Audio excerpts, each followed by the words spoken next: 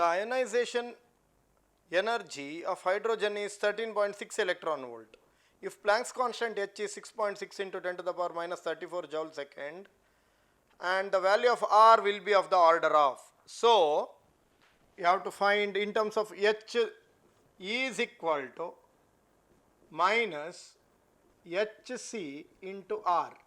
So, R you have to calculate minus E by CH it is. So, it is minus of minus 13.6 divided by 3 into 10 to the power 8, R is 6.6, H is 6.6 into 10 to the power minus 34, that is equal to R.